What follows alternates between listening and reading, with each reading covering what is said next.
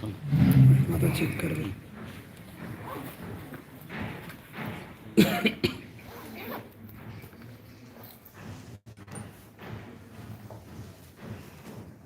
55व्या वार्षिक स्नेह संमेलनाच्या निमित्ताने महाविद्यालयाच्या वाङ्मय मंडळाने आयोजित केलेल्या आजच्या काव्य वाचन आणि कथाकथन स्पर्धेच्या निमित्ताने व्यासपीठावर उपस्थित माजी सहकारी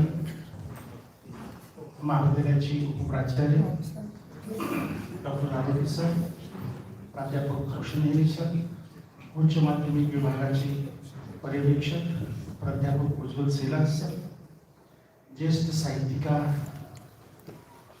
डॉक्टर प्रतिभा जाधव मॅडम, ज्येष्ठ साहित्यिक प्राध्यापक किशोर गोसावी सर, वाङ्मय मंडळाचे इतर सभासद आणि वाङ्मयाचे विविध आविष्कार आहेत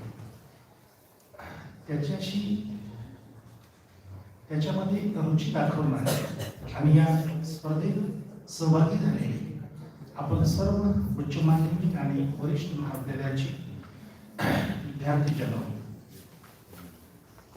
कोची सरांनी सांगितलं की अशा प्रकारच्या स्पर्धांच्या पाठीमागे हेतू काय असतो, तो हेतू जाणून घ्यावा. कालही मी तुमच्याशी बोलताना तुम्हाला सांगितले की प्रतियोगिता आहे, बाबू असंच म्हणतात ना हिंदीतून, स्पर्धा आहे आणि कोणती अधिक मैदानी स्पर्धा असेल, खेळांची किंवा साहित्याशी संबंधित स्पर्धा, स्वरचित काव्य प्रणव सरांनी सांगितलं, आणि कथा पण स्वरचित कसं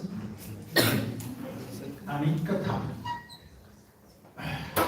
आपापल्या कथाची निवड तुम्ही केली, काव्य तुम्ही तयार केलेलं आहे आणि ते घेऊन तुम्ही प्रेझेंटेशन करताय. इथे परीक्षक असलेले आहेत,